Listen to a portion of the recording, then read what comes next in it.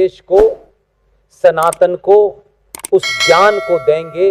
इनके मठ में कोई दलित चला जाए, कोई ब्राह्मण चला जाए, कोई ठाकुर चला जाए, इनका काम है कम खाना और ज्यादा से ज्यादा ज्ञान देना।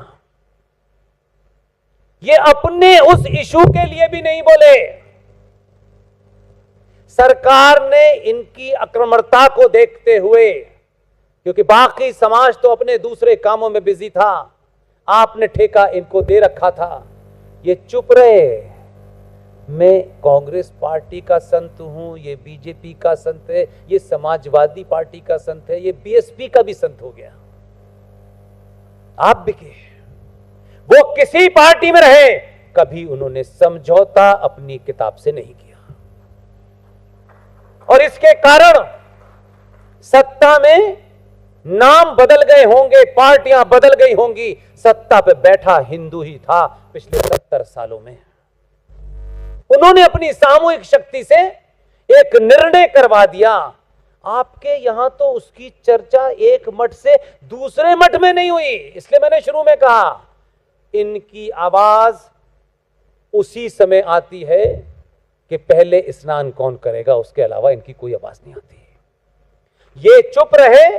भारत की सरकार ने, सेकुलर स्टेट के प्रधानमंत्री, उसकी कैबिनेट ने, संसद में उस वक्त भी होंगे 2, 4, 10, 5 तो होंगे राष्ट्रवादी। वो कैसे राष्ट्रवादी थे मुझे आज तक उनका चरित्र पता नहीं चला। एक कानून बना दिया सेकुलर भारत में, न मजारों से, न गुरुद्वारों से, न चर्च से उनकी प्रॉपर्टी को, उन पे होने वाली मजहबी आय को सरकार छू नहीं सकती। लेकिन भारत के हजारों मंदिरों का नियंत्रण स्टेट के पास है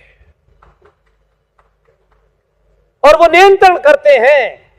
और उस नियंत्रण के साथ में उन्होंने कहा कि अगर फजल भाई आ गए हैं जबलपुर में डीएम बनके, तो इस शहर के सारे मंदिरों की निगरानी उन्हीं की होगी। और फिर क्या करा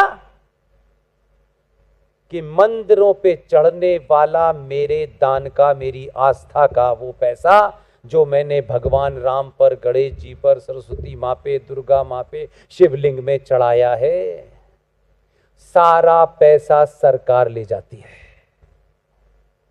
इस देश में कोई मूवमेंट मुझे बताइए किसी ने चलाया हो।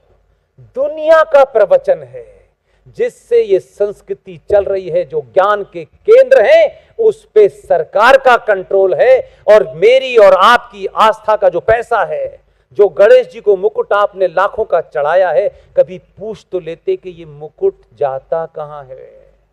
उसमें भी लोग मिले हुए हैं। अभी हमारे मित्र अंकुर शर्मा दिल्ली में हैं, चेहरे पे से नकाब उतार दूंगा तो बड़े बड़े लोग पागल हो जाएंगे।